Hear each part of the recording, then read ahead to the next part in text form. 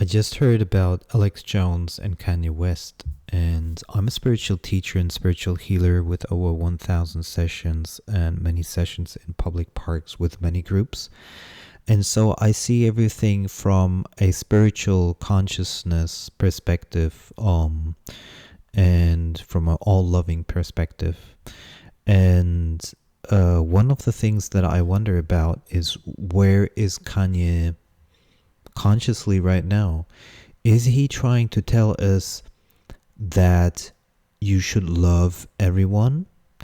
Or is he trying to tell us that he has so much unresolved hate in him, which he's projecting towards certain groups? The problem is, one thing is for clear, that Kanye West does have unresolved trauma, and I believe it's family trauma.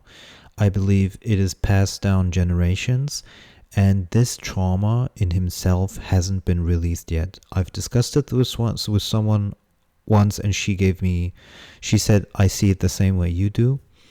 But the person was also traumatized, so in the end we didn't agree on some other things. But in general, you could say that Kanye West is traumatized, and he's projecting that unresolved hate and unresolved karma towards the outside, and he's going to keep on doing that. And that is also partially one of the reasons for his success, because that gives him the drive and the energy to play the underdog, the one that is always, marginalized and pushed down and so forth. And he always says, I don't want to use that card, but in the end he always uses the card. And so on a spiritual side, he needs to resolve that issue for his own well-being, mentally, physically, whatever. On the other side, he's picking the wrong enemies, because I believe it is too early to pick these enemies. I understand sometimes where he's coming from in some ways, but I believe he's picking the wrong enemies at the wrong time. No, maybe the right enemies at the wrong time, you could say it like that. And then you can question, of course, his mental state, which is connected with the karma. If it's not released, then it's hard to deal with that. And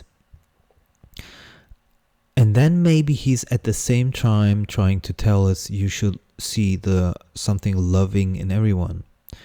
And that is kind of right. In the spiritual perspective, everyone has value, in the sense that everyone has had a role to play. I mean, God loves everyone, the universe loves everyone. You can't make exceptions. It just doesn't work that way. And everybody has a soul mission that they somehow need to resolve. And one of the most important things in life is realizing you're not the body, you're not your thoughts, and that gives you the opportunity to supersede and transcend the Maya, the illusion of the world that we're experiencing now. And all of these celebrities, including Kanye, are not awakened, because once you're awakened, you have no desire for celebrity status. So I would suggest, if you are yourself interested in spirituality, then follow Muji on YouTube. He's absolutely one of the best spiritual teachers right now. Or Eckhart Tolle. But I would go with Muji first and Eckhart Tolle second. And then in terms of Kanye West, I mean, all of these celebrities would need the spiritual awakening, because they literally live in Kanye West said it once, in a kind of like a satanic kind of way of living, and they don't realize the absolute truth of the universe. They're living in an illusion, construed by their minds, and or constructed by their minds. And Kanye West somehow is trying to tell us also that, but he himself doesn't have the full view. But because he has such a far reach in terms of audience, he can reach so many people without telling the full truth, because he doesn't know the full truth. The full truth is literally with those highest spiritual teachers that don't get that much reach. Sometimes they do. Now it's starting to change because people like Russell Brand, for example, are pushing Eckhart Tolle forward and so forth. And back in the day, Eckhart Tolle sold 25 million copies of his book Power of Now. So we have these waves of